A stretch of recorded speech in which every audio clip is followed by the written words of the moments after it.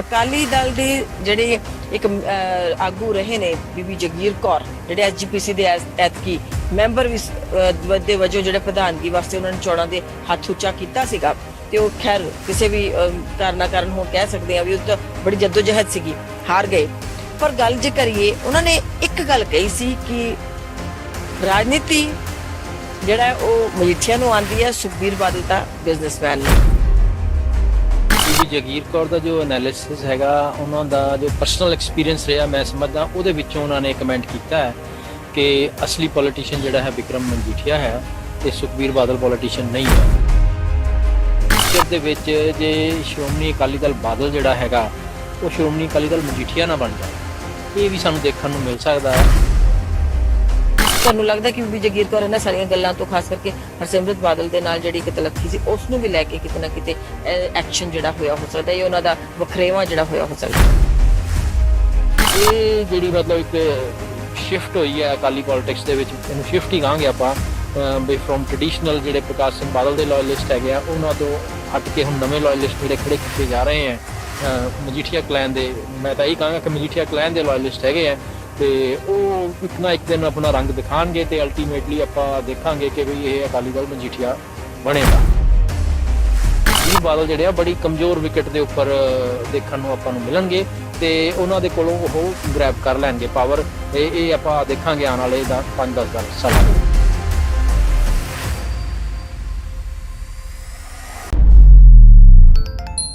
ਸਤਿ ਸ਼੍ਰੀ ਅਕਾਲ ਜੀ, ਤੁਸੀਂ ਦੇਖ ਰਹੇ ਹੋ D5 ਚੈਨਲ ਪੰਜਾਬੀ। ਅੱਜ ਕੱਲ ਜੇ ਅਸੀਂ ਦੇਖੀਏ, ਅਕਾਲੀ ਦਲ ਦੇ ਆਗੂ ਦੁਬਾਰਾ ਤੋਂ ਵਿਕਰਮ ਮਜੀਠੀਆ ਉਹ ਸਰਗਰਮ ਹੋਏ ਨੇ। ਜਗ੍ਹਾ ਜਗ੍ਹਾ ਤੇ ਉਹ ਆਪਣੀ ਬਿਆਨਬਾਜ਼ੀਆਂ, ਆਪਣੇ ਭਾਸ਼ਣ ਦੇ ਰਹੇ ਨੇ। ਅਕਾਲੀ ਦਲ ਪਿਛਲੇ ਦਿਨਾਂ ਦੇ ਵਿੱਚ ਇੱਕ ਜਦੋਜਹਿਦ ਚੋਂ ਗੁਜ਼ਰਿਆ, ਦੂਜੀਆਂ ਪਾਰਟੀਆਂ ਵੀ ਗੁਜ਼ਰੀਆਂ ਜੇ ਗੱਲ ਕਰੀਏ ਤਾਂ, ਕਿਉਂਕਿ ਐਸਜੀਪੀਸੀ ਦੇ ਪ੍ਰਧਾਨਗੀ ਦੇ ਇਲੈਕਸ਼ਨ ਸੀਗੇ। ਉਸ ਵੇਲੇ ਇੱਕ ਪਾਸੇ ਬੀਬੀ ਜਗੀਰ ਕੌਰ ਜਿਹੜੇ ਨੇ, ਉਹਨਾਂ ਦੇ ਸਾਬਕਾ ਜਿਹੜੇ ਪ੍ਰਧਾਨ ਪਹਿਲੇ ਰਹਿ ਚੁੱਕੇ ਨੇ ਐਸਜੀਪੀਸੀ ਦੇ ਕਮੇਟੀ ਦੇ, ਉਹਨਾਂ ਨੇ ਵੀ ਆਪਣੇ ਆਪ ਦੇ ਬਗਾਵਤੀ ਸੁਰ ਬਾਹਰ ਕੱਢੇ। ਉਹਦੇ ਬਾਅਦ ਕੀ ਕੁਝ ਹੋਇਆ ਸਭ ਜਾਣਦੇ ਨੇ। ਪਰ ਹੁਣ ਅੱਜ ਅਸੀਂ ਇਹ ਚਰਚਾ ਵਿਚਾਰ ਦੁਬਾਰਾ ਇਸ ਕਰਕੇ ਕਰ ਰਹੇ ਹਾਂ ਕਿਉਂਕਿ ਅਸੀਂ ਜਾਣਨਾ ਚਾਹੁੰਦੇ ਹਾਂ ਕਿ ਅਕਾਲੀ ਦਲ ਅੱਗੇ ਕਿੱਧਰ ਨੂੰ ਵੱਧ ਰਿਹਾ, ਕਿਉਂਕਿ ਦੁਬਾਰਾ ਤੋਂ ਦੇਖਣ ਸੁਣਨ ਚ ਆ ਰਿਹਾ, ਤੁਸੀਂ ਸਾਰੇ ਦੇਖ ਰਹੇ ਹੋ ਖਬਰਾਂ ਦੇ ਵਿੱਚ ਕਿ ਵਿਕਰਮ ਮਜੀਠੀਆ ਜਿਹੜੇ ਅਕਾਲੀ ਦਲ ਦੇ ਆਗੂ ਨੇ, ਉਹ ਦੁਬਾਰਾ ਤੋਂ ਸਰਗਰਮ ਹੋ ਰਹੇ ਨੇ, ਪੂਰੇ ਪੈਰਾਂ ਤੇ ਆ ਕੇ ਜਿਹੜੀਆਂ ਉਹ ਗੱਲਬਾਤ ਕਰ ਰਹੇ ਨੇ। ਸਾਡੇ ਨਾਲ ਸਾਬਕਾ ਜਥੇਦਾਰ ਕਹਿ ਸਕਦੇ ਆ ਜਾਂ ਉਹ ਆਪਣੇ ਹੈਗੇ ਨੇ ਅਮਰਿੰਦਰ ਸਿੰਘ ਸਾਡੇ ਨਾਲ ਨੇ, ਉਹਨਾਂ ਨਾਲ ਗੱਲਬਾਤ ਕਰਦੇ ਆ। ਐਸਜੀਪੀਸੀ ਦੇ ਮੈਂਬਰ ਸੀਗੇ ਪਹਿਲੇ, ਸਾਬਕਾ ਸੀਗੇ, ਉਹਨਾਂ ਨਾਲ ਗੱਲਬਾਤ ਕਰਦੇ ਆ। ਕਾਫੀ ਜਾਣੂ ਨੇ ਉਹ ਸਾਰੀਆਂ ਚੀਜ਼ਾਂ ਤੋਂ। ਅਮਰਿੰਦਰ ਜੀ, ਸਵਾਗਤ ਹੈ ਤੁਹਾਡਾ। ਸਤਿ ਸ਼੍ਰੀ ਅਕਾਲ ਜੀ। ਵਾਹਿਗੁਰੂ ਜੀ ਕਾ ਖਾਲਸਾ, ਵਾਹਿਗੁਰੂ ਜੀ ਕੀ ਫਤਿਹ ਜੀ। ਪਹਿਲਾ ਸਵਾਲ ਤਾਂ ਇਹੀ ਹੈ ਕਿ ਤੁਸੀਂ ਕੋਈ ਰਾਜਨੀਤੀ ਦੇ ਵੀ ਕਾਫੀ ਨੇੜੇ ਰਹਿੰਦੇ ਹੋ ਔਰ ਬੜਾ ਸਟੱਡੀ ਕਰਦੇ ਹੋ, ਚੀਜ਼ਾਂ ਨੂੰ ਐਨਾਲਿਸਿਸ ਕਰਦੇ ਹੋ। ਐਜ਼ ਏ ਐਨਲਿਸਟ ਵੀ ਤੁਹਾਨੂੰ ਲੈਨੇ ਆ, ਚਾਹੇ ਤਾਰੁਫ ਮੈਂ ਤੁਹਾਡਾ ਸਾਬਕਾ ਮੈਂਬਰ ਐਸਜੀਪੀਸੀ ਕਰਵਾਇਆ, ਬਾਵਜੂਦ ਉਸ ਦੇ ਤੁਹਾਨੂੰ ਅਸੀਂ ਜਿਹੜਾ ਹੈਗਾ ਰਾਜਨੀਤੀ ਦੇ ਵਿਸ਼ੇਸ਼ੱਗ ਦੇ ਤੌਰ ਤੇ ਵੀ ਜਾਣਦੇ ਦੇਖਦੇ ਰਹੇ ਆ। ਉਸ ਦੇ ਹਿਸਾਬ ਦੇ ਨਾਲ ਦੇਖਿਆ ਜਾਏ ਤਾਂ ਤੁਸੀਂ ਦੇਖ ਰਹੇ ਹੋ ਕਿ ਅੱਜ ਕੱਲ ਵੀਡੀਓਜ਼ ਨੇ ਜਾਂ ਕਾਫੀ ਪਲੇਟਫਾਰਮਸ ਤੋਂ ਵਿਕਰਮ ਮਜੀਠੀਆ ਜਿਹੜੇ ਨੇ ਉਹਨਾਂ ਦਾ ਉਭਾਰ ਜਾਂ ਹੋ ਰਿਹਾ ਹੈ ਜਾਂ ਉਹ ਕਰ ਰਹੇ ਨੇ, ਭਾਸ਼ਣਾਂ ਦੇ ਵਿੱਚ ਆ ਰਹੇ ਨੇ। ਇਹਦੇ ਨਾਲ ਇੱਕ ਗੱਲ ਜ਼ਰੂਰ ਜੋੜਨਾ ਚਾਹਾਂਗੀ, ਅਕਾਲੀ ਦਲ ਦੇ ਜਿਹੜੇ ਇੱਕ ਆਗੂ ਰਹੇ ਨੇ ਬੀਬੀ ਜਗੀਰ ਕੌਰ ਜਿਹੜੇ ਐਸਜੀਪੀਸੀ ਦੇ ਐਤਕੀ ਮੈਂਬਰ ਵੀ ਦੇ ਵਜੋਂ ਜਿਹੜੇ ਪ੍ਰਧਾਨਗੀ ਵਾਸਤੇ ਉਹਨਾਂ ਨੇ ਚੋਣਾਂ ਦੇ ਹੱਥ ਉੱਚਾ ਕੀਤਾ ਸੀਗਾ ਤੇ ਉਹ ਖੈਰ ਕਿਸੇ ਵੀ ਕਾਰਨ ਹੁਣ ਕਹਿ ਸਕਦੇ ਆ ਵੀ ਉਹ ਤਾਂ ਬੜੀ ਜਦੋਜਹਿਦ ਸੀਗੀ, ਹਾਰ ਗਏ। ਪਰ ਗੱਲ ਜੇ ਕਰੀਏ, ਉਹਨਾਂ ਨੇ ਇੱਕ ਗੱਲ ਕਹੀ ਸੀ ਕਿ ਰਾਜਨੀਤੀ ਜਿਹੜਾ ਉਹ ਮਜੀਠੀਆ ਨੂੰ ਆਂਦੀ ਹੈ, ਸੁਖਬੀਰ ਬਾਦਲ ਤਾਂ ਬਿਜ਼ਨਸਮੈਨ ਨੇ। ਇਹ ਸਾਰੇ ਜਿੰਨੀ ਕਿ ਮੈਂ ਭੂਮਿਕਾ ਬੰਨੀ ਹੈ, ਤੁਹਾਡਾ ਸ਼ੁਰੂਆਤੀ ਕਮੈਂਟ ਕੀ ਹੈ ਇਸ ਤੇ? ਦੇਖੋ, ਬੀਬੀ ਜਗੀਰ ਕੌਰ ਦਾ ਜੋ ਐਨਾਲਿਸਿਸ ਹੈਗਾ, ਉਹਨਾਂ ਦਾ ਜੋ ਪਰਸਨਲ ਐਕਸਪੀਰੀਅੰਸ ਰਿਹਾ, ਮੈਂ ਸਮਝਦਾ ਉਹਦੇ ਵਿੱਚੋਂ ਉਹਨਾਂ ਨੇ ਕਮੈਂਟ ਕੀਤਾ ਹੈ ਕਿ ਅਸਲੀ ਪੋਲੀਟੀਸ਼ੀਅਨ ਜਿਹੜਾ ਹੈ ਵਿਕਰਮ ਮਜੀਠੀਆ ਹੈ ਤੇ ਸੁਖਬੀਰ ਬਾਦਲ ਪੋਲੀਟੀਸ਼ੀਅਨ ਨਹੀਂ ਹੈ। ਇਹਦੇ ਵਿੱਚ ਮੈਂ ਵੀ ਉਹਨਾਂ ਦੀ ਇਸ ਕਮੈਂਟ ਦੇ ਨਾਲ ਕਾਫੀ ਹੱਦ ਤੱਕ ਸਹਿਮਤ ਹਾਂ ਤੇ ਮੈਂ ਤਾਂ ਇਸ ਤੋਂ ਵੀ ਅੱਗੇ ਕਹਿਣਾ ਚਾਹਾਂਗਾ ਕਿ ਫਿਊਚਰ ਦੇ ਵਿੱਚ ਜੇ ਸ਼੍ਰੋਮਣੀ ਅਕਾਲੀ ਦਲ ਬਾਦਲ ਜਿਹੜਾ ਹੈਗਾ ਉਹ ਸ਼੍ਰੋਮਣੀ ਅਕਾਲੀ ਦਲ ਮਜੀਠੀਆ ਨਾ ਬਣ ਜਾਏ, ਇਹ ਵੀ ਸਾਨੂੰ ਦੇਖਣ ਨੂੰ ਮਿਲ ਸਕਦਾ ਇਨ ਕਮਿੰਗ ਈਅਰਸ, ਤੇ ਇਹ ਕੋਈ ਹੈਰਾਨੀ ਵਾਲੀ ਗੱਲ ਨਹੀਂ ਹੋਏਗੀ। ਤੇ ਇਸ ਪਾਸੇ ਨੂੰ ਜਿਹੜੀ ਗੱਲ ਹੈ ਉਹ ਵੱਧ ਰਹੀ ਹੈ ਤੇ ਇਹਦੇ ਜਿਹੜੇ ਸੰਕੇਤ ਮੋٹے-ਮੋٹے ਮੈਂ ਤੁਹਾਨੂੰ ਦੱਸਾਂ ਕਿ ਇੱਕ ਤਾਂ ਦੇਖੋ ਜਿਹੜਾ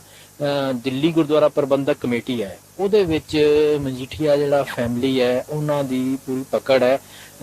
ਖਾਸ ਕਰਕੇ ਜੇ ਆਪਾਂ ਗੱਲ ਕਰੀਏ ਤੇ ਜਿਹੜੇ ਮਨਜਿੰਦਰ ਸਿਰਸਾ ਹੈਗੇ ਆ ਉਹ ਉਹਨਾਂ ਦੇ ਬੜੇ ਅੱਤ ਦੇ ਨਜ਼ਦੀਕੀ ਮੰਨੇ ਜਾਂਦੇ ਆ ਤੇ ਬੇਸ਼ੱਕ ਉਹ ਬੀਜੇਪੀ ਚਲੇ ਗਏ ਆ ਪਰ ਕੁਝ ਪਰਸਨਲ ਵੀ ਹੁੰਦੇ ਆ ਬੰਦਿਆਂ ਦੇ ਜਿਹੜੇ ਰਿਲੇਸ਼ਨਸ ਹੁੰਦੇ ਆ ਤੇ ਮੈਂ ਇਹ ਸਮਝਦਾ ਕਿ ਵੀ ਜਿਹੜੀ ਦਿੱਲੀ ਕਮੇਟੀ ਹੈ ਉਹ ਮਜੀਠੀਆ ਦੇ ਡਿਸਪੋਜ਼ਲ ਤੇ ਹੈਗੀ ਹੈ ਤੇ ਕਾਫੀ ਹੱਦ ਤੱਕ ਸ਼੍ਰੋਮਣੀ ਗੁਰਦੁਆਰਾ ਪ੍ਰਬੰਧਕ ਕਮੇਟੀ ਵੀ ਉਹਨਾਂ ਦੇ ਹੀ ਡਿਸਪੋਜ਼ਲ ਤੇ ਹੈਗੀ ਹੈ ਤੇ ਉਹਨਾਂ ਦਾ ਮਤਲਬ ਟੈਲੀਫੋਨ ਕੋਈ ਰੁਕਦਾ ਨਹੀਂ ਹੈ ਤੇ ਬੀਬੀ ਜੀ ਨੇ ਵੀ ਇਸ ਗੱਲ ਤੇ ਉਹਨਾਂ ਨੇ ਕਮੈਂਟ ਕੀਤਾ ਸੀ ਕਿ ਵੀ ਜਿਹੜਾ ਸੋਨੇ ਦਾ ਪੱਤਰਾ ਹਰਸਿਮਰਤ ਕੌਰ ਨੇ ਲਗਵਾਇਆ ਉਹਨਾਂ ਨੇ ਉਤਾਰਨ ਦੀ ਜਹਿਮੀਅਤ ਕੀਤੀ ਤੇ ਇਸ ਕਰਕੇ ਜਿਹੜੀ ਗੱਲ ਵਧੀ ਹੈ। ਫਿਰ ਉਹਨਾਂ ਨੇ ਕੰਧ ਕੱਢਣ ਦੀ ਗੱਲ ਕੀਤੀ ਹੈ। ਜਦੋਂ ਬੰਦਾ ਆਪਣਾ ਹੱਕ ਸਮਝਦਾ ਤਾਂ ਹੀ ਇਹ ਗੱਲਾਂ ਕਰਦਾ ਹੈ, ਹੋਰ ਕੋਈ ਨਹੀਂ ਹੱਕ ਗੱਲ ਕਰੇਗਾ ਕਿ ਇੱਥੋਂ ਕੰਧ ਕੱਢ ਦੋ। ਜਿਸ ਬੰਦੇ ਦੇ ਵਿੱਚ ਅਥਾਰਟੀ ਦੀ ਜਿਹੜੀ ਭਾਵਨਾ ਹੁੰਦੀ ਹੈ ਕਿ ਮੈਂ ਇੱਥੇ ਆਥੋਰਾਈਜ਼ਡ ਹੈਗਾ ਮੈਂ ਕਰਾ ਸਕਦਾ ਉਹੀ ਬੰਦਾ ਮਤਲਬ ਇਨੀਸ਼ੀਏਟਿਵ ਲੈਂਦਾ ਹੈ ਤੇ ਬੀਬੀ ਜਗੀਰ ਕੌਰ ਨੇ ਉਸ ਇਨੀਸ਼ੀਏਟਿਵ ਨੂੰ ਕੱਟਿਆ ਤੇ ਉਹ ਕੱਟਣ ਦੀ ਮੈਂ ਸਮਝਦਾ ਕਿ ਬਈ ਜਿਹੜਾ ਸੁਖਬੀਰ ਬਾਦਲ ਸੀ ਉਹ ਅਲਟੀਮੇਟਲੀ ਆਪਣੀ ਘਰ ਵਾਲੀ ਵੱਲ ਝੁਕੇ ਤੇ ਉਹਨਾਂ ਨੇ ਅਕਾਲੀ ਜਿਹੜੇ ਵਰਕਰ ਸੀ ਉਹਨਾਂ ਦੀ ਜਿਹੜੀ ਹੈ ਮਤਲਬ ਅਣਦੇਖੀ ਕੀਤੀ ਹੈ ਤੇ ਫਿਊਚਰ ਦੇ ਵਿੱਚ ਵੀ ਇਹੀ ਟ੍ਰੈਂਡ ਜਿਹੜਾ ਹੈਗਾ ਸਾਨੂੰ ਦੇਖਣ ਨੂੰ ਮਿਲੇਗਾ ਤੇ ਹੋਰ ਲੀਡਰਸ ਜਿਨ੍ਹਾਂ ਨੂੰ ਹਰਸਿਮਰਤ ਕੌਰ ਬਾਦਲ ਤੇ ਮਜੀਠੀਆ ਜਿਹੜੇ ਹੈਗੇ ਆ ਵਿਕਰਮ ਮਜੀਠੀਆ ਉਹ ਜਿੱਦਾਂ ਜਿੱਦਾਂ ਉਹਨਾਂ ਨੂੰ ਲੈਟ ਡਾਊਨ ਕਰਨਗੇ ਉਹਨਾਂ ਨੂੰ ਇਗਨੋਰ ਕਰਨਗੇ ਉਹ ਬੰਦੇ ਵੀ ਉੱਥੋਂ ਛੱਡ ਕੇ ਬਾਹਰ ਆਣਗੇ। ਤੁਹਾਡੀ ਗੱਲ ਤੋਂ ਕੀ ਇਹ ਗੱਲ ਸਮਝਿਆ ਜਾ ਸਕਦਾ ਹੈ ਕਿ ਬੀਬੀ ਜਗੀਰ ਕੌਰ ਦਾ ਜਿਹੜਾ ਵਿੱਚ ਇੱਕ ਰਿਫਟ ਪਈ ਹੈਗੀ ਹੈ ਇਹ ਹਰਸਿਮਰਤ ਕੌਰ ਬਾਦਲ ਜਿਹੜੇ ਨੇ ਉਹਨਾਂ ਦੇ ਨਾਲ ਜਿਹੜਾ ਉਹਨਾਂ ਦੀ ਇੱਕ ਤਲੱਖੀ ਹੋਈ ਸੀ ਜਾਂ ਇੱਕ ਵਿਚਾਰਾਂ ਦਾ ਜਿਹੜਾ ਸੀਗਾ ਉਹ ਤਾਲਮੇਲ ਨਹੀਂ ਬਣਿਆ ਸੀਗਾ ਜਾਂ ਉਹਨਾਂ ਨੇ ਆਪਣਾ ਸਟੈਂਡ ਰੱਖਿਆ ਬੀਬੀ ਜਗੀਰ ਕੌਰ ਨੇ ਉਹਦਾ ਵੀ ਇੱਕ ਵਜ੍ਹਾ ਬੈਕਗ੍ਰਾਉਂਡ 'ਚ ਕਿਤੇ ਨਾ ਕਿਤੇ ਰਹੀ ਹੋ ਸਕਦੀ ਹੈ। ਇਹੋ ਜਿਹੀਆਂ ਕਈ ਗੱਲਾਂ ਹੋਰ ਵੀ ਹੋਈਆਂ ਹੋਣ ਕਿਉਂਕਿ 2-3 ਦਾ ਤਾਂ ਬੀਬੀ ਜਗੀਰ ਕੌਰ ਨੇ ਐਤਕੀ ਖੁਲਾਸਾ ਹੀ ਕਰ ਦਿੱਤਾ। ਫਿਰ ਉਹਨਾਂ ਨੇ ਇਹ ਵੀ ਕਹਿ ਦਿੱਤਾ ਬੜੇ ਆਰਾਮ ਨਾਲ ਇਹ ਵੀ ਗੱਲ ਕਹੀ ਕਿ ਮੈਂ ਵੀ ਉਸ ਚੀਜ਼ ਦਾ ਪਾਰਟ ਸੀਗੀ। ਲਿਫਾਫੇ ਦੀ ਜਦੋਂ ਗੱਲ ਆਈ ਸੀਗੀ ਵੀ ਲਿਫਾਫੇ 'ਚ ਪ੍ਰਧਾਨ ਨਿਕਲਦੇ ਸੀ ਤੁਹਾਨੂੰ ਲੱਗਦਾ ਕਿ ਬੀਬੀ ਜਗੀਰ ਕੌਰ ਇਹਨਾਂ ਸਾਰੀਆਂ ਗੱਲਾਂ ਤੋਂ ਖਾਸ ਕਰਕੇ ਹਰਸਿਮਰਤ ਬਾਦਲ ਦੇ ਨਾਲ ਜਿਹੜੀ ਇੱਕ ਤਲੱਕੀ ਸੀ ਉਸ ਨੂੰ ਵੀ ਲੈ ਕੇ ਕਿਤੇ ਨਾ ਕਿਤੇ ਐਕਸ਼ਨ ਜਿਹੜਾ ਹੋਇਆ ਹੋ ਸਕਦਾ ਹੈ ਉਹਨਾਂ ਦਾ ਵਖਰੇਵਾਂ ਜਿਹੜਾ ਹੋਇਆ ਹੋ ਸਕਦਾ ਹੈ। ਦੇਖੋ ਬੀਬੀ ਜਗੀਰ ਕੌਰ ਜਿਹੜੇ ਆ ਮੈਂ ਸਮਝਦਾ ਕਿ ਵੀ ਉਹ ਵੱਡੇ ਬਾਦਲ ਸਾਹਿਬ ਦੇ ਨਜ਼ਦੀਕੀ ਸੀਗੇ ਤੇ ਉਹਨਾਂ ਦੀ ਜਿੰਨੀ ਦੇਰ ਤੱਕ ਪੋਲਿਟਿਕਸ ਚੱਲਦੀ ਸੀ ਤੇ ਉਹਨਾਂ ਨੇ ਉਹਨਾਂ ਨੂੰ ਯੂਜ਼ ਕੀਤਾ ਭਾਵੇਂ ਸੁਖਜਿੰਦਰ ਸਿੰਘ ਦੇ ਖਿਲਾਫ ਕੀਤਾ ਕੁਲਦੀਪ ਸਿੰਘ ਵਡਾਲਾ ਦੇ ਖਿਲਾਫ ਕੀਤਾ ਜਥੇਦਾਰ ਗੁਰਚਰਨ ਸਿੰਘ ਟੋੜਾ ਦੇ ਖਿਲਾਫ ਕੀਤਾ ਹੋਰ ਜਿੰਨੇ ਵੀ ਮਤਲਬ ਦੁਆਬੇ ਦੇ ਵਿੱਚ ਜਿਹੜੀ ਪੋਲਿਟਿਕਸ ਸੀਗੀ ਪ੍ਰਕਾਸ਼ ਸਿੰਘ ਬਾਦਲ ਦੇ ਜਿਹੜੇ ਮੇਨ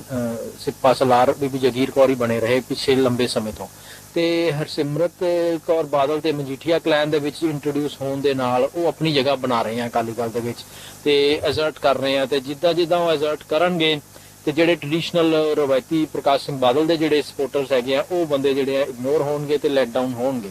ਤੇ ਉਹਨਾਂ ਨੂੰ ਕੋਈ ਜਗ੍ਹਾ ਨਹੀਂ ਰਹੇਗੀ ਉਹ ਉੱਥੋਂ ਬਾਹਰ ਆਣਗੇ। ਸੋ ਇਹਦੇ ਵਿੱਚੋਂ ਇਹ ਸਾਰੀਆਂ ਗੱਲਾਂ ਨਿਕਲ ਰਹੀਆਂ ਤੇ ਮਤਲਬ ਹੈਰਾਨੀ ਮੇਰਾ ਤਾਂ ਦੇਖੋ ਮੈਂ ਤਾਂ ਇਹ ਮੰਨਦਾ ਸੀ ਕਿ ਸ਼ਾਇਦ ਸੁਖਬੀਰ ਬਾਦਲ ਜਿਹੜੇ ਆ ਬੀਬੀ ਜਗੀਰ ਕੌਰ ਨੂੰ ਹੀ ਕੈਂਡੀਡੇਟ ਅਨਾਉਂਸ ਕਰਨਗੇ ਪਰ ਉਹਨਾਂ ਨੂੰ ਕੈਂਡੀਡੇਟ ਅਨਾਉਂਸ ਕਰਨ ਦੀ ਥਾਂ ਉਹਨਾਂ ਨੂੰ ਸਸਪੈਂਡ ਹੀ ਕਰਤਾ ਤੇ ਇਹ ਜਿਹੜੀ ਮਤਲਬ ਇੱਕ ਸ਼ਿਫਟ ਹੋਈ ਹੈ ਅਕਾਲੀ ਪੋਲਿਟਿਕਸ ਦੇ ਵਿੱਚ ਇਹਨੂੰ ਸ਼ਿਫਟ ਹੀ ਕਹਾਂਗੇ ਆਪਾਂ ਵੀ ਫਰੋਮ ਟ੍ਰੈਡੀਸ਼ਨਲ ਜਿਹੜੇ ਪ੍ਰਕਾਸ਼ ਸਿੰਘ ਬਾਦਲ ਦੇ ਲਾਇਲਿਸਟ ਹੈਗੇ ਆ ਉਹਨਾਂ ਤੋਂ ਹਟ ਕੇ ਹੁਣ ਨਵੇਂ ਲਾਇਲਿਸਟ ਜਿਹੜੇ ਖੜੇ ਕੀਤੇ ਜਾ ਰਹੇ ਆ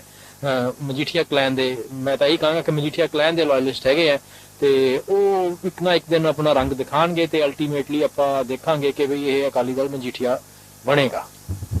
ਪਰ ਜੇ ਗੱਲ ਕਰੀਏ ਬੀਬੀ ਜਗੀਰ ਕੌਰ ਦੇ ਪਿਛਲੇ ਦਿਨਾਂ ਦੇ ਵਿੱਚ ਜਦੋਂ ਇਹ ਪ੍ਰਧਾਨਗੀ ਦੀਆਂ ਚੋਣਾਂ ਸੀ ਉਹਨਾਂ ਨੇ ਜਿੰਨੀਆਂ ਵੀ ਇੰਟਰਵਿਊਜ਼ ਦਿੱਤੀਆਂ ਜਦੋਂ ਖੁੱਲ ਕੇ ਆਏ ਸੀ ਖਾਸ ਕਰਕੇ ਜੇ ਜਲੰਧਰ ਦੀ ਆਪਾਂ ਗੱਲ ਕਰੀਏ ਪ੍ਰੈਸ ਕਾਨਫਰੰਸ ਕੀਤੀ ਉੱਥੇ ਉਹਨਾਂ ਨੇ ਇੱਕ ਗੱਲ ਬੜੀ ਪੁਖਤਾ ਤਰੀਕੇ ਨਾਲ ਅੱਗੇ ਰੱਖੀ ਸੀ ਕਿ ਮੈਂ ਜਿਵੇਂ ਤੁਸੀਂ ਕਿਹਾ ਹੀ ਹੈ ਹੁਣੀ ਕਿ ਵੱਡੇ ਬਾਦਲ ਜਿਹੜੇ ਨੇ ਪ੍ਰਕਾਸ਼ ਸਿੰਘ ਬਾਦਲ ਉਹਨਾਂ ਦੇ ਮੈਂ ਨੇੜੇ ਰਹੀ ਆ ਬਹੁਤ ਜ਼ਿਆਦਾ ਤੇ ਉਹ ਕਿਸੇ ਵੀ ਸੂਰਤ ਦੇ ਵਿੱਚ ਮੈਨੂੰ ਵੱਖ ਨਹੀਂ ਕਰ ਸਕਦੇ ਸੀਗੇ ਪਰ ਕੁਝ ਕੁ ਲੋਕ ਨੇ ਜਿਹੜੇ ਨਹੀਂ ਚਾਹੁੰਦੇ ਨਹੀਂ ਦੇਖਣਾ ਚਾਹੁੰਦੇ ਤੇ ਉਹਨਾਂ ਨੇ ਬੜਾ ਖੁੱਲ੍ਹੇਆਮ ਜਿਹੜਾ ਇਸ਼ਾਰਾ ਮਹੇਸ਼ਿੰਦਰ ਗਰੇਵਾਲ ਵੱਲ ਵੀ ਕੀਤਾ ਸੀਗਾ ਉਹਨਾਂ ਨੇ ਇਹ ਗੱਲ ਕਹੀ ਸੀਗੀ ਤੇ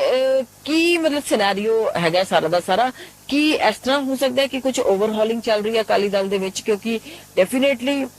ਅੱਜ ਕੱਲ ਦੀਆਂ ਜਿਹੜੀਆਂ ਅਸੀਂ ਮਜੀਠੀਆ ਦੀਆਂ ਜੇ ਅਸੀਂ ਭਾਸ਼ਣ ਸੁਣਦੇ ਆ ਉਹਨਾਂ ਦਾ ਕਹਿਣਾ ਕਿ ਮੈਂ ਹੁਣ ਖੁੱਲ ਕੇ ਬੋਲਣਾ ਸ਼ੁਰੂ ਕੀਤਾ ਮੈਂ ਝੱਕ ਜਾਂਦਾ ਸੀਗਾ ਪਰ ਹੁਣ ਮੈਨੂੰ ਝਾਕਾ ਕੋਈ ਨਹੀਂ ਰਿਹਾ ਕਿਉਂਕਿ ਜਿਹੜੀਆਂ ਗੱਲਾਂ ਨਹੀਂ ਸੀ ਹੋਣੀਆਂ ਉਹ ਗੱਲਾਂ ਇਹਨਾਂ ਨੇ ਕੀਤੀਆਂ ਖਾਸ ਕਰਕੇ ਜਦੋਂ ਹੁਣ ਪਰਚੇ ਹੀ ਦਿੱਤਾ ਸਾਡੇ ਤੇ ਜਾਂ ਸਾਡੇ ਨੂੰ ਐਸੇ ਤਰੀਕੇ ਨਾਲ ਉਹਨਾਂ ਨੇ ਬਿਹੇਵ ਕਰਤਾ ਤੇ ਉਹਦੇ ਬਾਅਦ ਫਿਰ ਹੁਣ ਇੱਕ ਦੋ ਹੀ ਤਿੰਨ ਚੀਜ਼ਾਂ ਸੀ ਜਿਹਦੇ ਕਾਰਨ ਥੋੜਾ ਜਿਹਾ ਮੈਂ ਝੱਕਦਾ ਸੀ ਇੱਕ ਤਾਂ ਵੀ ਪੈਰੈਂਟਸ ਜਿਹੜੇ ਨੇ ਉਹ ਬਜ਼ੁਰਗ ਨੇ ਫਿਰ ਬੱਚੇ ਛੋਟੇ ਨੇ, ਜਾਂ ਫਿਰ ਹੁਣ ਕਹਿੰਦੇ ਉਹਨਾਂ ਸਾਰੀਆਂ ਗੱਲਾਂ ਦੇ ਅੱਗੇ ਪਰਚੇ ਵੀ ਦਿੱਤੇ, ਮੈਂ ਹੋ ਵੀ ਆਇਆ ਤੇ ਸਾਰਾ ਉਲਟ ਪੁਲਟ ਹੋਇਆ, ਤੇ ਉਹਦੇ ਬਾਅਦ ਹੁਣ ਮੈਂ ਗੱਲਾਂ ਜਿਹੜੀਆਂ ਕਹਾਂਗਾ। ਦੇਖੋ ਉਹ ਤਾਂ ਉਹਨਾਂ ਦੀ ਜਿਹੜੀ ਪਰਸਨਲ ਪ੍ਰੋਬਲਮਸ ਮੈਂ ਕਹਿ ਸਕਦਾ ਕਿ ਵੀ ਜਿਹੜੀ ਕਿ ਉਹਨਾਂ ਦੀ ਫੈਮਿਲੀ ਦਾ ਪ੍ਰੈਸ਼ਰ ਸੀ, ਉਹਨਾਂ ਦੇ ਪੇਰੈਂਟਸ ਓਲਡ ਸੀਗੇ, ਬੱਚੇ ਛੋਟੇ ਸੀਗੇ, ਇਹ ਤਾਂ ਹਰ ਬੰਦੇ ਦੀ ਲਾਈਫ ਦੇ ਵਿੱਚ ਆਂਦਾ ਤੇ ਉਹ ਆਪਣੀ ਐਡਜਸਟਮੈਂਟਸ ਉਸ ਹਿਸਾਬ ਨਾਲ ਕਰਦਾ। ਠੀਕ ਹੈ, ਉਹ ਉਦੋਂ ਨਹੀਂ ਇੰਨੇ ਵੋਕਲ ਹੋਏ ਹੋਣੇ ਤੇ ਹੁਣ ਉਹ ਵੋਕਲ ਹੋ ਰਹੇ ਹੈ, ਤੇ ਇਹਦੇ ਵਿੱਚ ਤਾਂ ਉਹਨਾਂ ਦੀ ਮੈਂ ਸਮਝਦਾ ਕਿ ਵੀ ਠੀਕ ਹੈ, ਉਹਨਾਂ ਨੇ ਆਪਣੀਆਂ ਜਿਹੜੀਆਂ ਸ਼ਾਰਟ ਕਮਿੰਗਸ ਉਹ ਡਿਸਕ੍ਰਾਈਬ ਕੀਤੀਆਂ ਵੀ ਮੈਂ ਇਸ ਕਰਕੇ ਮੈਂ ਵੋਕਲ ਨਹੀਂ ਹੋ ਰਿਹਾ ਸੀ ਤੇ ਮੈਂ ਹੁਣ ਜਿਹੜਾ ਖੁੱਲ ਕੇ ਪੋਲਿਟਿਕਸ ਕਰਾਂਗਾ। ਜਿਹੜੀ ਤੁਸੀਂ ਗੱਲ ਕੀਤੀ ਹੈ ਮਹੇਸ਼ਿੰਦਰ ਸਿੰਘ ਗਰੇਵਾਲ ਦੀ, ਮਹੇਸ਼ਿੰਦਰ ਸਿੰਘ ਗਰੇਵਾਲ ਵੀ ਜਿਹੜੇ ਹੈਗੇ ਆ ਉਹ ਮਜੀਠੀਆ ਕਲੈਨ ਦੇ ਲਾਇਲਿਸਟ ਹੈਗੇ ਆ, ਉਹ ਬਾਦਲ ਕਲੈਨ ਦੇ ਲਾਇਲਿਸਟ ਨਹੀਂ ਹੈ। ਲਾਈਨਸ ਜਿਹੜੀਆਂ ਹੁਣ ਮਤਲਬ ਹੁਣ ਜਿਹੜੀਆਂ ਡਰਾ ਹੋ ਰਹੀਆਂ between Badal clan and Majithia clan ਡਰਾ ਹੋ ਰਹੀਆਂ, ਤੇ ਉਹਦੇ ਵਿੱਚ ਸੁਖਬੀਰ ਬਾਦਲ ਜਿਹੜੇ ਆ ਬੜੀ ਕਮਜ਼ੋਰ ਵਿਕਟ ਦੇ ਉੱਪਰ ਦੇਖਣ ਨੂੰ ਆਪਾਂ ਨੂੰ ਮਿਲਣਗੇ ਤੇ ਉਹਨਾਂ ਦੇ ਕੋਲੋਂ ਉਹ ਗ੍ਰੈਬ ਕਰ ਲੈਣਗੇ ਪਾਵਰ। ਇਹ ਆਪਾਂ ਦੇਖਾਂਗੇ ਆਉਣ ਵਾਲੇ 5-10 ਸਾਲਾਂ ਦੇ ਵਿੱਚ। ਜਿਹੜੀਆਂ ਸਥਿਤੀਆਂ ਪਰਿਸਥਿਤੀਆਂ ਬਣ ਰਹੀਆਂ ਨੇ, ਜਿਸ ਤਰੀਕੇ ਦੇ ਨਾਲ ਸੌਦਾ ਸਾਧ ਦੀ ਜੇ ਆਪਾਂ ਗੱਲ ਕਰ ਲਈਏ, ਉਹਨੂੰ ਵੀ ਕਾਫੀ ਜ਼ਿਆਦਾ ਘੇਰੇ ਚ ਲਿਆ ਸੀ। ਮਜੀਠੀਆ ਦੇ ਭਾਸ਼ਣਾਂ ਚ ਅਸੀਂ ਸੁਣ ਰਹੇ ਹਾਂ ਉਹਨਾਂ ਨੇ ਉਹਨੂੰ ਡਿਫਾਲਟਰ ਬਾਬਾ ਕਿਹਾ ਤੇ ਕਾਫੀ ਕੁਝ ਮਤਲਬ ਤਲੱਖੀ ਦੇ ਨਾਲ, ਕਾਫੀ ਗਰਮਾ ਗਰਮੀ ਦੇ ਨਾਲ ਆਪਣੇ ਭਾਸ਼ਣਾਂ ਦੇ ਵਿੱਚ ਉਹਨੂੰ ਪਿੱਛੇ ਧਕੇਲਿਆ। ਉਹਦੇ ਨਾਲ ਹੀ ਜੇ ਉਹ ਗੱਲ ਕਰੀਏ ਤਾਂ ਉਹ ਹੁਣ ਦੀਆਂ ਸਰਕਾਰਾਂ ਨੂੰ ਵੀ ਜਿਹੜਾ ਉਹ ਵੀ ਨਹੀਂ ਬਖਸ਼ ਰਹੇ। ਉਹਨਾਂ ਨੇ ਕਿਹਾ ਕਿ ਚਾਹੇ ਉਹ ਚੰਨੀ ਸਰਕਾਰ ਸੀ, ਚਾਹੇ ਉਹਦੇ ਬਾਅਦ ਇਹ ਵਾਲੀ ਸਰਕਾਰ ਹੈਗੀ ਹੈ ਆਮ ਆਦਮੀ ਪਾਰਟੀ ਦੀ ਸਰਕਾਰ, ਕਿਸੇ ਵੀ ਤਰੀਕੇ ਦਾ ਕੰਮ ਜਿਹੜਾ ਹੈ ਉਹ ਪ੍ਰੋਪਰ ਲਾਅ ਐਂਡ ਆਰਡਰ ਨੂੰ ਤਾਂ ਕਹਿ ਹੀ ਰਹੇ ਨੇ। ਨੌਕਰੀਆਂ ਦੀ ਗੱਲ ਵੀ ਆਈ ਤੇ ਉਹਨਾਂ ਨੇ ਕਿਹਾ ਕਿ ਨੌਕਰੀਆਂ ਵੀ ਇਹ ਦੇਣ ਚ ਜਿਹੜੀਆਂ ਉਹ ਨਹੀਂ ਹੈਗੀਆਂ, ਤੇ ਜਦੋਂ ਲੋਕ ਮੇਰੇ ਕੋਲ ਆਉਂਦੇ ਨੇ ਤੇ ਅਸੀਂ ਬੜਾ ਦੁਖੀ ਮਹਿਸੂਸ ਕਰਦੇ ਆ ਵੀ ਅਸੀਂ ਕਿਸੇ ਦਾ ਕੋਈ ਹੁਣ ਇਸ ਟਾਈਮ ਕੰਮ ਨਹੀਂ ਕਰ ਸਕਦੇ। ਪਰ ਉਹਦੇ ਨਾਲ ਉਹਨਾਂ ਨੇ ਇਹ ਵੀ ਮੈਂਸ਼ਨ ਕੀਤਾ ਖਾਸ ਕਰਕੇ ਕਿ ਲੋਕ ਜਦੋਂ ਮੇਰੇ ਕੋਲ ਆਉਂਦੇ ਨੇ ਤੇ 5 ਸਾਲਾਂ ਬਾਅਦ ਚਾਹੇ ਸਾਡੇ ਤੋਂ ਕਿੰਨੀਆਂ ਵੀ ਗਲਤੀਆਂ ਹੋਈਆਂ ਹੋਣ, ਕੁਝ ਵੀ ਹੋਈਆਂ ਹੋਣ, ਪਰ ਫਿਰ ਵੀ ਸਾਨੂੰ ਤੁਸੀਂ ਕਿਸੇ ਨਾ ਕਿਸੇ ਤਰੀਕੇ ਦੇ ਨਾਲ ਸਾਡੀ ਬਾਂਹ ਕੱਸ ਕੇ ਜ਼ਰੂਰ ਫੜਦੇ ਹੋ। ਦੇਖੋ ਜਿਹੜੀ ਉਹ ਸੌਦਾ ਸਾਧ ਦੀ ਗੱਲ ਹਾਈਲਾਈਟ ਕਰ ਰਹੇ ਆ, ਸੌਦਾ ਸਾਧ ਦੇ ਵਿੱਚ ਵੀ ਬਾਦਲ ਕਲੈਨ ਹੀ ਡਿਫਾਲਟਰ ਜ਼ਿਆਦਾ ਹੈਗਾ, ਮਜੀਠੀਆ ਕਲੈਨ ਦੇ ਉੱਪਰ ਦੋਸ਼ ਘੱਟ ਹੈ, ਇਸ ਕਰਕੇ ਉਸ ਨੂੰ ਉਹ ਇਸ਼ੂ ਬਣਾ ਰਹੇ ਆ ਤੇ ਉਹਦੇ ਨਾਲ ਮਤਲਬ ਬਾਦਲ ਫੈਮਿਲੀ ਦਾ ਡੈਮੇਜ ਹੋ ਰਿਹਾ ਤੇ ਬਾਦਲ ਲਾਇਲਿਸਟ ਜਿਹੜੇ ਹੈਗੇ ਆ ਉਹੀ ਮਤਲਬ 25-30 ਜਿਹੜੇ ਐਮਐਲਏਜ਼ ਉੱਥੇ ਗਏ ਸੀ ਤੇ ਉਹਨਾਂ ਨੇ ਸੌਦਾ ਸਾਧ ਨੂੰ ਕਿਹਾ ਸੀ ਕਿ ਵੀ ਅਸੀਂ ਤੇਰੀ ਨਾਮ ਚਰਚਾ ਘਰ ਕਰਾਵਾਂਗੇ। ਉਹਦੇ ਵਿੱਚ ਵੀ ਮਜੀਠੀਆ ਦਾ ਅਪਰ ਹੈਂਡ ਹੈਗਾ ਤੇ ਉਹ ਇਹ ਸਮਝ ਰਹੇ ਆ ਕਿ ਮੇਰੇ ਲਾਇਲਿਸਟ ਜਿਹੜੇ ਹੈਗੇ, ਕਿਉਂਕਿ ਉਹਨਾਂ ਦਾ ਥੋੜਾ ਮਾਝਾ ਤੇ ਦੁਆਬੇ ਦੇ ਵਿੱਚ ਉਹ ਜ਼ਿਆਦਾ ਸਰਗਰਮ ਹੈਗੇ ਆ, ਮਾਲਵੇ ਦੇ ਵਿੱਚ ਬੀਬੀ ਹਰਸਿਮਰਤ ਕੌਰ ਦੇ ਰਾਹੀਂ ਉਹ ਹੈਗੇ ਆ, ਪਰ ਮਾਲਵੇ ਦੇ ਵਿੱਚ ਜਿਹੜਾ ਹੈ ਬਾਦਲ ਕਲੈਨ ਉਹਦੇ ਵਿੱਚ ਡਿਫਾਲਟ ਚ ਆਇਆ ਹੋਇਆ ਬਿਕੋਜ਼ ਆਫ ਆਪਣਾ ਸੌਦਾ ਸਾਧ। ਤੇ ਸੌਦਾ ਸਾਧ ਦੇ ਇਸ਼ੂ ਨੂੰ ਇਸੇ ਕਰਕੇ ਉਹ ਇੱਕ ਕਿਸਮ ਦਾ ਆਪਾਂ ਇਹ ਕਹਿ ਸਕਦੇ ਹਾਂ ਕਿ ਵੀ ਉਹਨੂੰ ਮਤਲਬ ਲੁਕਵਾਂ ਵਾਰ ਕਰ ਰਹੇ ਆ ਉਹ, ਤੇ ਉਸ ਨੂੰ ਉਹ ਹੋਰ ਸੱਟ ਮਾਰ ਰਹੇ ਆ। ਤੇ ਸੌਦਾ ਸਾਧ ਦਾ ਐਪੀਸੋਡ ਇੱਕ ਐਸਾ ਐਪੀਸੋਡ ਹੈਗਾ ਕਿ ਇਹਦੇ ਵਿੱਚੋਂ ਮਤਲਬ ਜਿਹੜੀ ਸਿੱਖ ਪੋਲਿਟਿਕਸ ਹੈ ਉਹ ਬਾਹਰ ਨਿਕਲ ਨਹੀਂ ਪਾਏਗੀ, ਇਹਨੂੰ ਕਦੀ ਉਹ ਇਗਨੋਰ ਨਹੀਂ ਕਰਨਗੇ ਸਿੱਖ ਜਿਹੜੇ ਮਾਸਸ ਹੈਗੇ ਆ। ਇਸੇ ਕਰਕੇ ਉਹਨੂੰ ਸੁਖਬੀਰ ਬਾਦਲ ਨੂੰ ਹੋਰ ਲੈਟ ਡਾਊਨ ਕਰ ਰਹੇ ਆ ਤੇ ਉਹਦੇ ਵਿੱਚੋਂ ਉਹ ਚਾਹੁੰਦੇ ਆ ਕਿ ਸ਼ਾਇਦ ਮਜੀਠੀਆ ਕਲੈਨ ਉੱਭਰ ਕੇ ਬਾਹਰ ਆਏਗਾ। ਇਹ ਉਹਨਾਂ ਦੀ ਪੋਲਿਟਿਕਸ ਮੈਂ ਸਮਝਦਾ। ਤੇ ਜਿਹੜੀ ਤੁਸੀਂ ਗੱਲ ਕੀਤੀ ਹੈ ਕਿ ਬਈ ਉਹਨਾਂ ਦੇ ਜਿਹੜੇ ਲਾਇਲਿਸਟ ਹੈਗੇ ਆ ਉਹਨਾਂ ਦੀ ਦੇਖੋ ਇੱਕ ਤਾਂ ਉਹਨਾਂ ਨੇ ਆਪਣੇ ਹਲਕੇ ਦੇ ਵਿੱਚ ਵੱਡੀ ਜਿਹੜੀ ਹੈ EMPLOYMENT ਲੋਕਾਂ ਨੂੰ ਦਵਾਈ ਹੋਈ ਹੈ ਇਨ SGPC, ਇਨ DSGMC ਤੇ SGPC ਦੇ ਅਦਾਰਿਆਂ ਦੇ ਵਿੱਚ, ਜਿਵੇਂ ਕਿ ਆਪਾਂ ਸਕੂਲ ਕਾਲਜਸ ਲੈ ਸਕਦੇ ਹਾਂ। ਖਾਸ ਕਰਕੇ ਜਿਹੜੀ ਗੁਰੂ ਰਾਮਦਾਸ ਮੈਡੀਕਲ ਯੂਨੀਵਰਸਿਟੀ ਹੈ ਉਹਦੇ ਵਿੱਚ ਬਹੁਤ ਵੱਡੇ ਉਹਨਾਂ ਦੀ ਦਖਲਅੰਦਾਜ਼ੀ ਹੈਗੀ ਹੈ। ਫਿਰ ਜਿਹੜਾ ਆਪਣਾ GNE ਦਾ ਟਰਸਟ ਹੈਗਾ ਆਪਣਾ ਲੁਧਿਆਣੇ ਵਾਲਾ ਤੇ ਨਨਕਾਣਾ ਸਾਹਿਬ ਟਰਸਟ ਹੈ, ਉਹ ਵੀ ਮਹੇਸ਼ਿੰਦਰ ਸਿੰਘ ਦੇ ਰਾਹੀਂ ਉਹਨਾਂ ਨੇ ਉੱਥੇ ਪੂਰੀ ਪਕੜ ਬਣਾਈ ਹੋਈ ਹੈ। ਤੇ ਵੱਡੇ ਜਿਹੜੇ ਅਦਾਰੇ ਹੈਗੇ ਆ ਉਹਨਾਂ ਦੇ ਵਿੱਚ ਉਹਨਾਂ ਨੇ ਹਲਕੇ ਦੇ ਵਿੱਚ ਆਪਣੇ ਜਿਹੜੇ ਬੰਦਿਆਂ ਨੂੰ ਮੋਬਿਲਾਈਜ਼ ਕੀਤਾ ਹੋਇਆ ਤੇ ਇਹੀ ਰੀਜ਼ਨ ਹੈ ਕਿ ਉਹਨਾਂ ਦੀ ਵਾਈਫ ਜਿਹੜੀ ਹੈ ਬੜੀ ਮਤਲਬ ਵਿਦਆਊਟ ਕੰਪੇਨ ਹੀ ਜਿੱਤ ਗਏ ਇੱਕ ਕਿਸਮ ਦਾ ਮੈਂ ਸਮਝਦਾ, ਕਿਉਂਕਿ ਉਹਨਾਂ ਦੀ ਕੋਈ ਖਾਸ ਕੰਪੇਨ ਵੀ ਨਹੀਂ ਚੱਲੀ ਤੇ ਪੂਰੇ ਪੰਜਾਬ ਦੇ ਵਿੱਚ ਜਿਹੜੀ ਹਨੇਰੀ ਚੱਲ ਰਹੀ ਸੀ ਅਕਾਲੀ ਦਲ ਦੇ ਖਿਲਾਫ, ਲੇਕਿਨ ਉਹ ਹਲਕਾ ਜਿਹੜਾ ਹੈਗਾ ਉਹ ਵਿਦਆਊਟ ਕੰਪੇਨ ਜਿੱਤ ਗਏ ਆ। ਉਹਦਾ ਰੀਜ਼ਨ ਇਹੀ ਹੈ ਕਿ ਉਹਨਾਂ ਨੇ ਉੱਥੇ ਘਰ ਬੰਦਿਆਂ ਨੂੰ ਮੋਬਿਲਾਈਜ਼ ਕੀਤਾ ਹੋਇਆ ਪਰਸਨਲੀ, ਤੇ ਇਹਦਾ ਉਹਨਾਂ ਨੂੰ ਬਹੁਤ ਤਕੜਾ ਐਡਵਾਂਟੇਜ ਜਿਹੜਾ ਹੈਗਾ ਉਹ ਮਿਲੇਗਾ। ਤੇ ਸੁਖਬੀਰ ਬਾਦਲ ਨੂੰ ਆਪਾਂ ਉਹਨਾਂ ਦੀ ਇਗਨੋਰੈਂਸ ਸਮਝ ਲਈਏ ਜਾਂ ਉਹਨਾਂ ਦੀ ਜਿਵੇਂ ਬੀਬੀ ਜਗੀਰ ਕੌਰ ਕਹਿੰਦੇ ਆ ਕਿ ਪੋਲੀਟੀਸ਼ੀਅਨ ਹੀ ਨਹੀਂ ਹੈ, ਉਹ ਸਮਝ ਲਈਏ, ਲੈਕ ਆਫ ਪੋਲੀਟੀਕਲ ਅਕੂਮੈਨ ਸਮਝ ਲਈਏ, ਜਾਂ ਕੁਝ ਵੀ ਉਹਨੂੰ ਆਪਾਂ ਐਨਾਲਾਈਜ਼ ਕਰ ਸਕਦੇ ਹਾਂ। ਲੇਕਿਨ ਮਤਲਬ ਇਸ ਅਕਾਲੀ ਪੋਲਿਟਿਕਸ ਦੇ ਵਿੱਚ ਜਿਹੜਾ SGPC ਦਾ ਜਿਹੜਾ ਲਾਹਾ ਹੈ ਉਹ ਮਜੀਠੀਆ ਕਲੈਨ ਨੇ ਬਹੁਤ ਲਿਆ ਹੈ ਤੇ ਇਸੇ ਤਰੀਕੇ ਨਾਲ ਦਿੱਲੀ ਕਮੇਟੀ ਦਾ ਵੀ ਲਿਆ ਉਹਨਾਂ ਨੇ ਥਰੂ ਮਨਜਿੰਦਰ ਸਿੰਘ ਸਿਰਸਾ, ਤੇ ਇਹਦਾ ਉਹਨਾਂ ਨੂੰ ਬੈਨੀਫਿਟ ਰਹੇਗਾ ਹੀ ਰਹੇਗਾ। ਜਿਹੜਾ ਤੁਸੀਂ ਗੱਲ ਕੀਤੀ ਹੈ ਕਿ ਲਾਹਾ ਲਿਆ, ਉਸ ਨੂੰ ਲੈ ਕੇ ਜੇ ਗੱਲ ਕਰੀਏ, ਜਦੋਂ ਹੁਣੇ ਪਿੱਛੇ ਫਿਰ ਮਜੀਠੀਆ ਦੀ ਗੱਲ ਕਰਨੀ ਜ਼ਰੂਰੀ ਉਹਨਾਂ ਦੀ, ਕਿਉਂਕਿ ਉਹਨਾਂ ਨੇ ਬਿਆਨ ਉਹਨਾਂ ਦੇ ਬਾਰ-ਬਾਰ ਡਿਫਰੈਂਟ ਆਏ ਨੇ। ਜਦੋਂ 42 ਵੋਟਾਂ ਜਿਹੜੀਆਂ ਬੀਬੀ ਜਗੀਰ ਕੌਰ ਨੂੰ ਹੁਣ ਮਿਲੀਆਂ ਨੇ, ਉਸ ਤੇ ਜਦੋਂ ਗੱਲ ਹੋਈ ਤੇ ਉਹ ਕਹਿੰਦੇ ਵੀ ਇਹ ਟੁੱਟੇ ਹੋਏ ਲੋਕ ਨੇ, ਉਹ ਕਿਉਂਕਿ ਹਰਿਆਣਾ ਕਮੇਟੀ ਅਲੱਗ ਹੋ ਗਈ ਤੇ ਉਹਦੇ ਨਾਲ ਹੀ ਜਿਹੜਾ ਹੈਗਾ ਪਹਿਲੇ ਕੁਝ ਕੁ ਵਿੱਚੋਂ ਛੱਡ ਕੇ ਚਲੇ ਗਏ, ਤਾਂ 20-22 ਤਾਂ ਪਹਿਲੇ ਵੀ ਉਲਟ ਹੁੰਦੇ ਹੀ ਸੀਗੇ, ਵਿਰੋਧੀ ਸੀਗੇ ਤੇ ਇਹ ਸਾਰੀ ਹਰਿਆਣਾ ਕਮੇਟੀ ਦਾ ਵੀ ਵੱਖ ਹੋ ਜਾਣਾ ਤੇ ਉਹ ਤੋਂ ਮਤਲਬ ਕੀ ਇਸ ਤਰੀਕੇ ਦੀ ਬਗਾਵਤ ਹੋਣੀ ਤੇ 20-22 ਪਹਿਲੇ ਹੀ ਵੱਖ ਚੱਲਦੇ ਸੀ। ਇਸ ਸਭ ਦੇ ਹੁੰਦੇ ਹੋਏ ਹੀ 42 ਦੀਆਂ ਹੋਈਆਂ, ਇਹਦੇ ਵਿੱਚ ਕੋਈ ਇੰਨਾ ਸਰਪ੍ਰਾਈਜ਼ ਵਾਲੀ ਗੱਲ ਨਹੀਂ ਹੈਗੀ। ਦੇਖੋ ਇਹ ਉਹਨਾਂ ਦੀ ਆਪਣੀ ਮੈਥਮੈਟਿਕਸ ਹੋਏਗੀ, ਪੋਲੀਟੀਕਲ ਮੈਥਮੈਟਿਕਸ, ਲੇਕਿਨ ਇਹ ਬੰਦੇ ਜਿਹੜੇ 20-22 ਆਏ ਤਾਂ ਬਾਦਲ ਕਲੈਨ ਦੇ ਲਾਇਲਿਸਟ ਹੈਗੇ ਆ। ਇਹ ਉਹਨਾਂ ਨੇ ਟਿਕਟਾਂ ਦਿੱਤੀਆਂ ਹੋਈਆਂ 11 ਸਾਲ ਪਹਿਲਾਂ, ਉਹਨਾਂ ਦੇ ਹੀ 94 ਬੰਦੇ ਆ ਜਿਨ੍ਹਾਂ ਨੇ ਹੁਣ ਰਿਬੈਲ ਕੀਤਾ। ਉਹ ਭਾਵੇਂ ਮਜੀਠੀਆ ਦੇ ਖਿਲਾਫ ਕੀਤਾ ਜਾਂ ਬਾਦਲ ਦੇ ਖਿਲਾਫ ਕੀਤਾ ਜਾਂ ਹਰਿਆਣਾ ਕਮੇਟੀ ਕੋਈ ਰੀਜ਼ਨ ਹੋਈ ਹੋਵੇ, ਲੇਕਿਨ ਆਪਾਂ ਨੂੰ ਇਹ ਨਹੀਂ ਭੁੱਲਣਾ ਚਾਹੀਦਾ ਕਿ ਉਹਨਾਂ ਦੇ ਲਾਇਲਿਸਟ ਜਿਹੜੇ ਹੈਗੇ ਆ ਉਹ ਉਹਨਾਂ ਨੂੰ ਛੱਡ ਕੇ ਆਏ ਆ ਤੇ ਫਿਊਚਰ ਦੇ ਵਿੱਚ ਵੀ ਜਿਉਂ-ਜਿਉਂ ਉਹ ਅਸਰਟ ਕਰਨਗੇ ਮਜੀਠੀਆ ਆਪਣੀ ਪਾਵਰ ਨੂੰ ਤੇ ਆਪਣੀ ਉੱਥੇ ਜਗ੍ਹਾ ਬਣਾਉਣਗੇ, ਇਹ ਹੋਰ ਜਿਹੜਾ ਖੇਮਾ ਹੈ ਵੱਧਦਾ ਜਾਏਗਾ। ਫਿਊਚਰ ਦੇ ਵਿੱਚ ਸਾਨੂੰ ਇਹਨਾਂ ਦੀ ਗਿਣਤੀ ਵੱਧਦੀ ਦਿਖੇਗੀ। ਤੁਹਾਨੂੰ ਅਕਾਲੀ ਦਲ ਜਿਹੜਾ ਉਹ ਬਦਲਦਾ ਹੋਇਆ ਦਿਖਾਈ ਦੇ ਰਿਹਾ ਮੈਨੂੰ ਲੱਗਦਾ। ਔਰ ਦੂਸਰੀ ਵੱਡੀ ਗੱਲ ਮੈਂ ਜਿਹੜੀ ਗੱਲ ਕਰਨਾ ਚਾਹੁੰਦੀ ਸੀ, ਕਿਉਂਕਿ ਪਿੱਛੇ ਬਾਰ-ਬਾਰ ਇਹ ਗੱਲਾਂ ਆ ਰਹੀਆਂ ਨੇ ਕਿ ਅਕਾਲੀ ਦਲ ਦੁਬਾਰਾ ਭਾਰਤੀ ਜਨਤਾ ਪਾਰਟੀ ਦੇ ਨਾਲ ਕਿਤੇ ਤੁਹਾਨੂੰ ਲੱਗਦਾ ਹੈ ਕਿ ਕਿਸੇ ਪਲੇਟਫਾਰਮ ਤੇ ਆਏਗਾ ਦੁਬਾਰਾ, ਜਦਕਿ ਦੋਨੋਂ ਪਾਰਟੀਆਂ ਵੈਸੇ ਤਾਂ ਆਪਣੇ ਆਪ ਦੇ ਵਿੱਚ ਕਾਫੀ ਹੱਦ ਤੱਕ ਇਹੀ ਸਾਈਡ ਕਰਦੀਆਂ ਨੇ ਕਿ ਨਹੀਂ ਅਸੀਂ ਹੁਣ ਆਪਣੇ ਪੈਰਾਂ ਤੇ ਹੋਵਾਂਗੇ।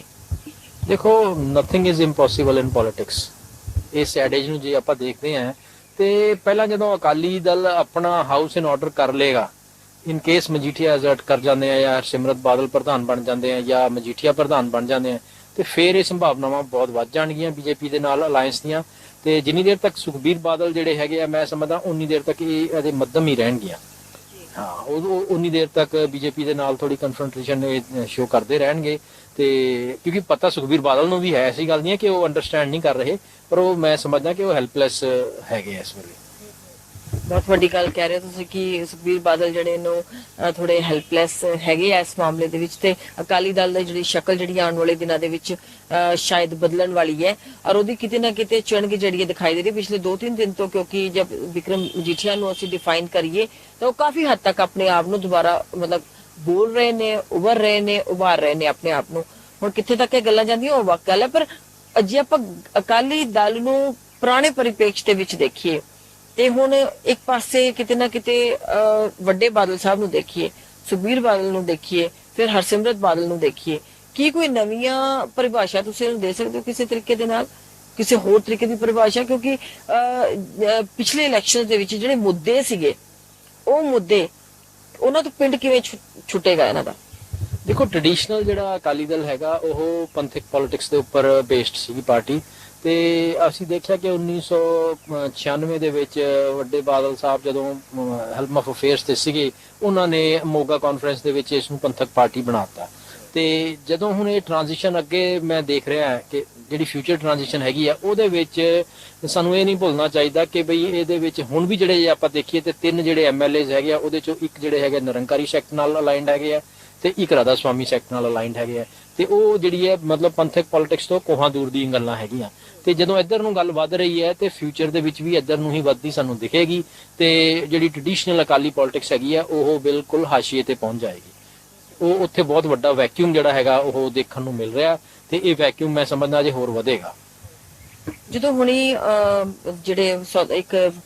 ਡੇਰਾ ਦੇ ਜਿਹੜੇ ਇੱਕ ਸੀਗੇ ਮੁਲਜ਼ਮ ਸੀਗੇ, ਖਾਸ ਕਰਕੇ ਬੇਅਦਬੀਆਂ ਦੇ, ਉਹਦੇ ਚ ਪ੍ਰਦੀਪ, ਉਹਨਾਂ ਦੀ ਹੱਤਿਆ ਹੁੰਦੀ ਹੈ, ਕਤਲ ਹੁੰਦਾ ਹੈ, ਉਹਦੇ ਬਾਅਦ ਬਹੁਤ ਸਾਰੀਆਂ ਡਾਇਮੈਂਸ਼ਨਸ ਆਉਂਦੀਆਂ ਡਿਫਰੈਂਟ ਤਰੀਕੇ ਦੀਆਂ। ਕੋਈ ਇਹਨੂੰ ਕਹਿ ਰਿਹਾ ਸੀ ਪੁਰਾਣਾ ਜਿਹੜਾ ਕਾਲੇ ਦਿਨ ਦਾ ਦੌਰ ਹੈ ਉਦਾਂ ਦਾ ਵਾਪਸ ਆ ਰਿਹਾ, ਕੋਈ ਕੁਝ ਕਹਿ ਰਿਹਾ, ਪਰ ਹੁਣ ਹਾਲ ਹੀ ਦੇ ਵਿੱਚ ਇੱਕ ਗ੍ਰਿਫਤਾਰੀ ਹੁੰਦੀ ਹੈ, ਸਬ ਇੰਸਪੈਕਟਰ ਹੈਗੇ ਆ ਬਠਿੰਡੇ ਦੇ, ਉਹਨਾਂ ਦੇ ਮੁੰਡੇ ਦੀ ਗ੍ਰਿਫਤਾਰੀ ਹੁੰਦੀ ਹੈ ਔਰ ਉਹਦੇ ਵਿੱਚ ਇਹ ਗੱਲ ਸਾਹਮਣੇ ਉੱਭਰ ਕੇ ਆ ਰਹੀ ਹੈ ਕਿ ਜਿਹੜੀ ਉਹ ਗ੍ਰਿਫਤਾਰੀ ਹੋਈ ਹੈ ਉਹ ਇਸ ਕਰਕੇ ਹੋਈ ਹੈ ਕਿ ਮੁੰਡੇ ਨੇ ਸ਼ਾਇਦ ਕਿਤੇ ਰਿਹਾਇਸ਼ ਦਾ ਪ੍ਰਬੰਧ ਉਸ ਨੇ ਕੀਤਾ ਸੀਗਾ, ਇਸ ਨੂੰ ਲੈ ਕੇ ਉਹਨੂੰ ਡਿਟੇਨ ਕੀਤਾ ਗਿਆ, ਰਾਉਂਡ ਅਪ ਕੀਤਾ ਗਿਆ। ਤੁਸੀਂ ਇਹ ਸਾਰੇ ਮਾਮਲੇ ਨੂੰ ਵੀ ਕਿਸ ਤਰੀਕੇ ਦੇ ਨਾਲ ਦੇਖਦੇ ਹੋ? ਦੇਖੋ ਇਹਦੇ ਵਿੱਚ ਜਿਹੜੀਆਂ ਤੁਸੀਂ ਬਹੁਤ ਸਾਰੀਆਂ ਡਾਇਮੈਂਸ਼ਨਸ ਦੀ ਗੱਲ ਕੀਤੀ, ਇਹਦੇ ਵਿੱਚ ਵਾਕਈ ਹੀ ਕਈ ਡਾਇਮੈਂਸ਼ਨਸ ਹੈਗੀਆਂ। ਇਹਦੇ ਵਿੱਚ ਡਰੱਗ ਟ੍ਰੇਡ ਵੀ ਹੈਗੀ ਹੈ, ਇਹਦੇ ਵਿੱਚ ਗੈਂਗ ਵਾਰ ਵੀ ਹੈਗੀ ਹੈ, ਇਹਦੇ ਵਿੱਚ ਪੰਥਕ ਐਂਗਲ ਵੀ ਹੈਗਾ, ਤੇ ਇਹਦੇ ਵਿੱਚ ਅਜੇ ਪੁਲਿਸ ਦੀ ਜਿਹੜੀ ਫਾਰਮਲ ਮਤਲਬ ਸਟੇਟਮੈਂਟ ਹੈ ਉਹ ਆਣੀ ਹੈ। ਜਦੋਂ ਤੱਕ ਉਹ ਸਟੇਟਮੈਂਟ ਨਹੀਂ ਆ ਸਕਦੀ, ਪੁਲਿਸ ਸਾਰੀ ਤਫਤੀਸ਼ ਕਰਕੇ ਇੱਕ ਮਤਲਬ ਕੰਕਰੀਟ ਕਿਸੇ ਉਹਦੇ ਤੇ ਨਹੀਂ ਪਹੁੰਚ ਜਾਂਦੀ ਕਿ ਬਈ ਇਹਦੇ ਪਿੱਛੇ, ਇਸ ਮਰਡਰ ਦੇ ਪਿੱਛੇ ਕਿਹਦਾ ਹੱਥ ਹੈ ਤੇ ਕੀ ਵਜ੍ਹਾ ਹੈ, ਮੋਟਿਵ ਕੀ ਸੀਗਾ, ਉਦੋਂ ਤੱਕ ਇਹਦੇ ਤੇ ਅਜੇ ਕਮੈਂਟ ਕਰਨਾ ਮਤਲਬ ਇਮੈਚੁਰ ਗੱਲ ਹੀ ਹੋਏਗੀ, ਕਿਉਂਕਿ ਇਹਦੇ 'ਚ ਡਰੱਗ ਟ੍ਰੇਡ ਵੀ ਹੋ ਸਕਦੀ ਹੈ। ਇਹਦੇ ਵਿੱਚ ਜਿਹੜਾ ਹੈਗਾ ਗੈਂਗ ਵਾਰ ਦਾ ਵੀ ਇਹਦੇ ਵਿੱਚ ਐਂਗਲ ਹੈਗਾ, ਕਿਉਂਕਿ ਗੈਂਗਸਟਰਸ ਵੀ ਓਪਨਲੀ ਇਹਦੇ ਵਿੱਚ ਹੈਗੇ ਆ ਇਨਵੋਲਵਡ। ਤੇ ਇਹਦੇ ਬਾਰੇ ਥੋੜਾ ਵੇਟ ਕਰਨਾ ਪਏਗਾ ਕਿ ਇਹਦੇ ਨੂੰ ਆਪਾਂ ਐਨਾਲਾਈਜ਼ ਕਰ ਪਾਈਏ। ਤੇ ਜੇ ਪੰਜਾਬ ਨੂੰ ਕਿਸ ਤਰੀਕੇ ਨਾਲ ਦੇਖ ਰਹੇ ਹੋ ਇਸ ਟਾਈਮ ਤੇ, ਕਿਉਂਕਿ ਪੰਜਾਬ ਦੇ ਵਿੱਚ ਪਿਛਲੇ ਦਿਨਾਂ ਦੇ ਵਿੱਚ ਬਹੁਤ ਸਾਰੀਆਂ ਹਾਦਸੇ ਘਟਨਾਵਾਂ ਹੋਈਆਂ ਨੇ, ਉਹਦੇ ਨਾਲ ਹੀ ਜਿਹੜੀ ਚਾਹੇ ਆਪਾਂ ਅਕਾਲੀ ਪੋਲਿਟਿਕਸ ਦੇਖ ਲਈਏ, ਚਾਹੇ ਬੀਜੇਪੀ ਦਾ ਆਪਣੇ ਤਰੀਕੇ ਦੇ ਨਾਲ ਉਹਦੇ ਵਿੱਚ ਆਣਾ ਉਬਾਰ ਦੇਣਾ ਸਟੇਟਮੈਂਟਸ ਨੇ, ਬਹੁਤ ਸਾਰਾ ਹੈਗਾ ਪੰਜਾਬ ਦੀ ਪੋਲਿਟਿਕਸ ਤੇ ਸਰਕਾਰ ਜਿਹੜੀ ਇਸ ਟਾਈਮ ਆਮ ਆਦਮੀ ਪਾਰਟੀ ਦੀ ਹੈ, ਜਿਨ੍ਹਾਂ ਦਾ ਜਿਹੜਾ ਆਪਣਾ ਇੱਕ ਵਿਚਾਰਧਾਰਾ ਹੈਗੀ ਉਹ ਬਿਲਕੁਲ ਹੀ ਵੱਖ ਕਿਸਮ ਦੀ ਹੈਗੀ ਔਰ ਵੱਖ ਤਰੀਕੇ ਦੇ ਨਾਲ ਕੰਮ ਕਰ ਰਹੇ ਨੇ। ਕਿਉਂਕਿ ਹਜੇ ਤੱਕ ਲੋਕਾਂ ਨੂੰ ਕਿਤੇ ਨਾ ਕਿਤੇ ਲੱਗਦਾ ਕਿ ਪਹਿਲੀਆਂ ਸਰਕਾਰਾਂ ਦੇ ਰਿਵਾਇਤੀ ਸਰਕਾਰਾਂ ਦੇ ਨਾਲੋਂ ਬਿਲਕੁਲ ਡਿਫਰੈਂਟ ਟਾਈਪ ਦੇ ਨਾਲ ਆਮ ਆਦਮੀ ਪਾਰਟੀ ਕੰਮ ਕਰ ਰਹੀ ਹੈ। ਕੁਝ ਕਹਿੰਦੇ ਕਿ ਸਾਨੂੰ ਉਹਨਾਂ ਦਾ ਕੰਮ ਸਮਝ ਆ ਰਿਹਾ ਕਿ ਸਰਕਾਰ ਕਿਵੇਂ ਚੱਲ ਰਹੀ ਹੈ, ਕੁਝ ਕਹਿੰਦੇ ਕਿ ਸਾਨੂੰ ਸਰਕਾਰ ਕਿਵੇਂ ਕੰਮਕਾਜ ਕਰ ਰਹੀ ਹੈ ਉਹ ਵੀ ਨਹੀਂ ਸਮਝ ਆ ਰਿਹਾ। ਦੇਖੋ, ਜੇ ਆਪਾਂ ਪੰਜਾਬ ਨੂੰ ਮਤਲਬ ਬਾਹਰ ਬੈਠ ਕੇ ਪੰਜਾਬ ਦੇ ਬਾਹਰ ਬੈਠ ਕੇ ਉਹਨੂੰ ਦੇਖਿਆ ਜਾਵੇ ਤੇ ਪੰਜਾਬ ਦਾ ਜਿਹੜਾ ਕਿਸਾਨ ਹੈ, ਕਿਸਾਨੀ ਜਥੇਬੰਦੀਆਂ ਹੈਗੀਆਂ, ਉਹ ਅਜੇ ਵੀ ਰੈਸਟਲੈਸ ਹੈਗੀਆਂ। ਭਾਵੇਂ ਉਹਨਾਂ ਨੇ ਦਿੱਲੀ ਦਾ ਮੋਰਚਾ ਫਤਿਹ ਕਰ ਲਿਆ, ਲੇਕਿਨ ਉਹਨਾਂ ਦੀ ਜਿਹੜੀ ਮਤਲਬ ਇੱਕ ਉਹਨਾਂ ਦੀ ਰਿਜ਼ੈਂਟਮੈਂਟ ਹੈ ਉਹ ਕਿਤੇ ਨਾ ਕਿਤੇ ਸਾਨੂੰ ਦੇਖਣ ਨੂੰ ਮਿਲ ਰਹੀ ਹੈ। ਡੇਲੀ ਕਿਤੇ ਨਾ ਕਿਤੇ ਧਰਨੇ ਤੇ ਬੈਠੇ ਆ ਤੇ ਉਹ ਉਹਨਾਂ ਦਾ ਸੈਟੀਸਫਾਈ ਹੋਣਾ ਬਹੁਤ ਜ਼ਰੂਰੀ ਹੈ। ਤੇ ਜਦੋਂ ਤੱਕ ਉਹ ਸੈਟੀਸਫਾਈ ਨਹੀਂ ਹੋਣਗੇ, ਪੰਜਾਬ ਦੀ ਜਿਹੜੀ ਧਰਾਤਲ ਦੇ ਉੱਪਰ ਜਿਹੜੀ ਮਤਲਬ ਪੋਪੂਲੇਸ਼ਨ ਹੈਗੀ ਆ ਉਹ ਜਿਹੜੀ ਹੈ ਉਹ ਵੋਲੇਟਾਈਲ ਹੀ ਰਹੇਗੀ। ਤੇ ਉਸੇ ਵੋਲੇਟਿਲਿਟੀ ਦੇ ਵਿੱਚੋਂ ਇਹ ਸਾਰਾ ਕੁਝ ਅੱਗੇ ਤੋਂ ਅੱਗੇ ਨਿਕਲ ਸਕਦਾ ਹੈ। ਉਹਦੇ ਵਿੱਚੋਂ ਗੈਂਗਸਟਰਸ ਵੀ ਨਿਕਲ ਸਕਦੇ ਆ, ਉਹਦੇ ਚੋਂ ਡਰੱਗ ਵੀ ਨਿਕਲ ਸਕਦੀ ਹੈ। ਉਹ ਕਿਉਂਕਿ ਉਹ ਮੁੰਡੇ ਜਿਹੜੇ ਹੈਗੇ ਆ ਉਹ ਸਾਰਾ ਇੰਟਰਮਿੰਗਲਡ ਹੈਗੇ ਆ ਤੇ ਉਹ ਜਿਹੜੇ ਗੈਂਗਸਟਰਸ ਹੈਗੇ ਉਹ ਵੀ ਕਿਸਾਨ ਹੈਗੇ ਆ, ਉਹ ਉਸਦਾ ਐਡਵਾਂਟੇਜ ਵੀ ਲੈ ਸਕਦੇ ਆ। ਜਿਹੜੇ ਡਰੱਗ ਟ੍ਰੈਫਿਕਿੰਗ ਹੈਗੀ ਹੈ ਉਹ ਵੀ ਜਿਹੜਾ ਹੈਗੇ ਬੇਸਿਕਲੀ ਹੈਗੇ ਤਾਂ ਮੈਜੋਰਿਟੀ ਕਿਸਾਨ ਹੀ ਆ ਉਹ। ਤੇ ਉਹ ਉੱਥੇ ਉਹਨਾਂ ਨੂੰ ਮਤਲਬ ਜਿਹੜਾ ਉਹਨਾਂ ਦਾ ਵਰਕਫੋਰਸ ਉਹਨਾਂ ਨੂੰ ਉੱਥੇ ਮਿਲਦੀ ਹੈ, ਉਹ ਉਸ ਨੂੰ ਸੈਟੀਸਫਾਈ ਕਰਨਾ ਅਤ ਜ਼ਰੂਰੀ ਹੈ। ਜਦੋਂ ਤੱਕ ਕਿਸਾਨੀ ਜਿਹੜੀ ਹੈ ਉਹ ਕੂਲ ਡਾਊਨ ਨਹੀਂ ਹੋਏਗੀ, ਪੈਸੀਫਾਈ ਨਹੀਂ ਹੋਏਗੀ, ਉਦੋਂ ਤੱਕ ਪੰਜਾਬ ਇਸੇ ਤਰੀਕੇ ਨਾਲ ਵੋਲੇਟਾਈਲ ਸਾਨੂੰ ਦਿਖਦਾ ਰਹੇਗਾ। ਬਹੁਤ ਬਹੁਤ ਧੰਨਵਾਦ ਆਪਣੀ ਗੱਲਬਾਤ ਲਈ। ਧੰਨਵਾਦ ਜੀ, ਬਹੁਤ ਬਹੁਤ। ਇਹ ਸਾਡੇ ਨਾਲ ਸੀਗੇ ਸਾਬਕਾ ਮੈਂਬਰ ਨੇ ਐਸਜੀਪੀਸੀ ਦੇ ਤੇ ਵਿਸ਼ੇਸ਼ज्ञ ਵੀ ਕਹਿ ਸਕਦੇ ਹਾਂ ਅਸੀਂ ਇਹਨਾਂ ਨੂੰ। ਹਰ ਵਾਰ ਬਹੁਤ ਵਧੀਆ ਐਂਗਲਸ ਤੋਂ ਡਿਫਰੈਂਟ ਤਰੀਕੇ ਦੇ ਨਾਲ ਰਾਜਨੀਤੀ ਨੂੰ ਲੈ ਕੇ ਆਪਣੀ ਗੱਲਬਾਤ ਰੱਖਦੇ ਆ। ਪਰ ਅਕਾਲੀ ਦਲ ਨੂੰ ਬੇਸਡ ਅਸੀਂ ਬੇਸਿਕ ਗੱਲ ਕੀਤੀ ਸੀ, ਡੈਫੀਨਿਟਲੀ ਕੁਝ ਹੋਰ ਐਂਗਲਸ ਨੂੰ ਵੀ ਅਸੀਂ ਜ਼ਰੂਰ ਛੋਇਆ ਇਸ ਗੱਲਬਾਤ ਦੇ ਵਿੱਚ। ਪਰ ਅਕਾਲੀ ਦਲ ਦੀ ਜੇ ਗੱਲ ਕਰੀਏ ਤੇ ਇਹਨਾਂ ਨੂੰ ਬਹੁਤ ਹੀ ਤਰਤੀਬ ਦੇ ਨਾਲ ਅਮਰਿੰਦਰ ਸਿੰਘ ਜੀ ਨੇ ਕਿਹਾ ਕਿ ਉਹਦੇ ਵਿੱਚ ਬਹੁਤ ਵੱਡਾ ਚੇਂਜ ਆਉਂਦਾ ਦਿਖਾਈ ਦੇ ਰਿਹਾ ਹੈ। ਜੇ ਗੱਲ ਕਰੀਏ ਪਿਛਲੇ ਦਿਨਾਂ ਦੇ ਵਿੱਚ ਜਿਸ ਤਰੀਕੇ ਦੇ ਨਾਲ ਵਿਕਰਮ ਮਜੀਠੀਆ ਜਿਹੜੇ ਨੇ ਉਹ ਉੱਭਰਦੇ ਨਜ਼ਰ ਆ ਰਹੇ ਨੇ, ਤਾਂ ਕੋਈ ਵੱਡੀ ਗੱਲ ਨਹੀਂ ਕਿ ਆਉਣ ਵਾਲੇ ਦਿਨਾਂ ਦੇ ਵਿੱਚ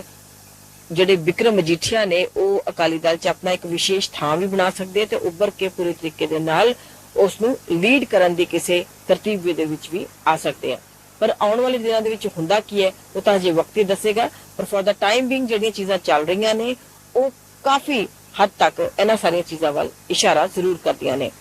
ਕੈਮਰਾ ਪਰਸਨ ਸਰਬਜੀਤ ਦੇ ਨਾਲ ਬਿੰਦੂ ਸਿੰਘ, ਚੰਡੀਗੜ੍ਹ। ਤੁਸੀਂ ਦੇਖਦੇ ਰਹੋ D5 ਚੈਨਲ ਪੰਜਾਬੀ। ਸਤਿ ਸ਼੍ਰੀ ਅਕਾਲ, ਮੈਂ ਤੁਹਾਡਾ ਆਪਣਾ ਧਰਮਿੰਦਰ ਸੰਧੂ। ਖਬਰਾਂ ਦਾ ਸਿਰਾ ਪ੍ਰੋਗਰਾਮ ਜੋ ਤੁਹਾਡਾ ਆਪਣਾ ਪ੍ਰੋਗਰਾਮ ਹੈ ਉਸ ਨੂੰ ਤੁਸੀਂ ਰੋਜ਼ਾਨਾ ਸਵੇਰੇ ਦੇਖਦੇ ਹੋ, ਪਰ ਇਸ ਪ੍ਰੋਗਰਾਮ ਦੇ ਵਿੱਚ ਹੁਣ ਥੋੜੀ ਜਿਹੀ ਤਬਦੀਲੀ ਆਈ ਹੈ। ਤਬਦੀਲੀ ਸਮੇਂ 'ਚ ਆਈ ਹੈ। ਭਾਰਤੀ ਸਮੇਂ ਦੇ ਮੁਤਾਬਕ ਇਹ ਪ੍ਰੋਗਰਾਮ ਹੁਣ ਤੁਸੀਂ ਸਵੇਰੇ 7 ਵਜੇ ਲਾਈਵ ਦੇਖ ਸਕੋਗੇ। ਯਾਨੀ ਕਿ ਭਾਰਤੀ ਸਮਾਂ ਜਦੋਂ ਭਾਰਤ ਦੇ ਵਿੱਚ 7 ਵੱਜਦੇ ਨੇ ਤਾਂ ਉਦੋਂ ਤੁਸੀਂ ਇਹ ਪ੍ਰੋਗਰਾਮ ਦੇਖ ਸਕੋਗੇ। 7 ਤੋਂ ਲੈ ਕੇ 8 ਵਜੇ ਤੱਕ ਲਾਈਵ ਪ੍ਰੋਗਰਾਮ ਹੋਵੇਗਾ। ਜਿਸ ਤਰ੍ਹਾਂ ਰੋਜ਼ਾਨਾ ਤੁਸੀਂ ਆਪਣੇ ਹਰਮਨ ਪਿਆਰੇ ਪ੍ਰੋਗਰਾਮ ਦੇ ਨਾਲ ਜੁੜਦੇ ਹੋ, ਖਬਰਾਂ ਦਾ ਸਿਰਾ ਪ੍ਰੋਗਰਾਮ ਦਾ ਹਿੱਸਾ ਬਣਦੇ ਹੋ, ਉਸੇ ਤਰ੍ਹਾਂ ਹੀ 7 ਵਜੇ ਤੋਂ ਲੈ ਕੇ 8 ਵਜੇ ਤੱਕ ਵੀ ਤੁਸੀਂ ਰੋਜ਼ਾਨਾ ਜੁੜਨਾ ਹੈ। ਪਹਿਲਾਂ ਇਹ ਪ੍ਰੋਗਰਾਮ 8:30 ਤੋਂ ਲੈ ਕੇ 9:30 ਵਜੇ ਤੱਕ ਭਾਰਤੀ ਸਮੇਂ ਦੇ ਮੁਤਾਬਕ ਪ੍ਰਸਾਰਿਤ ਕੀਤਾ ਜਾਂਦਾ ਸੀ, ਲਾਈਵ ਕੀਤਾ ਜਾਂਦਾ ਸੀ। ਤੇ ਹੁਣ ਜਿਸ ਤਰ੍ਹਾਂ ਦੇ ਨਾਲ ਬਦਲਾਅ ਆਉਂਦੇ ਨੇ, ਮੌਸਮ ਦੇ ਵਿੱਚ ਵੀ ਬਦਲਾਅ ਆਉਂਦੇ ਨੇ, ਉਸੇ ਤਰ੍ਹਾਂ ਅਮਰੀਕਾ ਕੈਨੇਡਾ ਦਾ ਟਾਈਮ ਵੀ ਬਦਲ ਜਾਂਦਾ ਹੈ। ਤਾਂ ਉਹਦੇ ਮੁਤਾਬਕ ਅਸੀਂ ਵੀ ਥੋੜ੍ਹਾ ਜਿਹਾ ਬਦਲਾਅ ਕੀਤਾ ਹੈ। ਭਾਰਤੀ ਸਮਾਂ ਬਦਲ ਦਿੱਤਾ ਗਿਆ। ਭਾਰਤੀ ਸਮੇਂ ਦੇ ਮੁਤਾਬਕ ਇਹ ਪ੍ਰੋਗਰਾਮ ਹੁਣ ਜੋ ਤੁਹਾਡਾ ਆਪਣਾ ਪ੍ਰੋਗਰਾਮ ਹੈ ਖਬਰਾਂ ਦਾ ਸਿਰਾ, ਜਿਹਦਾ ਤੁਸੀਂ ਹਿੱਸਾ ਹੋ, ਪਰਿਵਾਰ ਦਾ ਹਿੱਸਾ ਹੋ D5 ਚੈਨਲ ਪੰਜਾਬੀ ਦੇ, ਉਹ ਪ੍ਰੋਗਰਾਮ ਹੁਣ ਤੁਸੀਂ ਸਵੇਰੇ 7 ਵਜੇ ਤੋਂ ਲੈ ਕੇ 8 ਵਜੇ ਤੱਕ ਲਾਈਵ ਦੇਖੋਗੇ। ਇਹਦੇ ਵਿੱਚ ਤੁਸੀਂ ਕਾਲ ਵੀ ਕਰ ਸਕਦੇ ਹੋ, ਸੁਝਾਅ ਦੇ ਸਕਦੇ ਹੋ, ਆਪਣੇ ਵਿਚਾਰ ਸਾਡੇ ਨਾਲ ਸਾਂਝੇ ਕਰ ਸਕਦੇ ਹੋ ਤੇ ਆਪਣੇ ਗਲੀ ਮੁਹੱਲੇ, ਹਲਕੇ, ਇਲਾਕੇ ਦਾ ਕੋਈ ਵੀ ਮੁੱਦਾ ਸਾਡੇ ਨਾਲ ਸਿੱਧੇ ਤੌਰ ਦੇ ਉੱਤੇ ਸਾਂਝਾ ਕਰ ਸਕਦੇ ਹੋ। ਤੇ ਇਸ ਪ੍ਰੋਗਰਾਮ ਦੇ ਵਿੱਚ ਉਸੇ ਤਰ੍ਹਾਂ ਹੀ ਗੁਰਨਾਮ ਸਿੰਘ ਕੀਦਾ, ਸੀਨੀਅਰ ਪੱਤਰਕਾਰ ਤੇ ਸੀਨੀਅਰ ਐਡੀਟਰ ਜਸਪਾਲ ਸਿੰਘ ਢਿੱਲੋਂ ਵੀ ਸ਼ਿਰਕਤ ਕਰਿਆ ਕਰਨਗੇ ਟਾਈਮ ਟੂ ਟਾਈਮ, ਤੇ ਨਾਲ ਹੀ ਮੈਂ ਵੀ ਤੁਹਾਡੇ ਨਾਲ ਹਾਜ਼ਰ ਹੋਇਆ ਕਰਾਂਗਾ। ਤੇ ਰੋਜ਼ਾਨਾ ਤੁਸੀਂ ਹੁਣ ਪ੍ਰੋਗਰਾਮ ਦੇਖਣਾ ਹੈ ਭਾਰਤੀ ਸਮੇਂ ਦੇ ਮੁਤਾਬਕ ਸਵੇਰੇ 7 ਤੋਂ ਲੈ ਕੇ 8 ਵਜੇ ਤੱਕ। 7 ਤੋਂ ਲੈ ਕੇ 8 ਵਜੇ ਤੱਕ ਭਾਰਤੀ ਸਮੇਂ ਮੁਤਾਬਕ ਅਸੀਂ ਤੁਹਾਡੇ ਨਾਲ ਰੋਜ਼ਾਨਾ ਰੂਬਰੂ ਹੋਇਆ ਕਰਾਂਗੇ ਤੁਹਾਡੇ ਆਪਣੇ ਹਰਮਨ ਪਿਆਰੇ ਪ੍ਰੋਗਰਾਮ ਖਬਰਾਂ ਦੇ ਸਿਰੇ ਦੇ ਵਿੱਚ।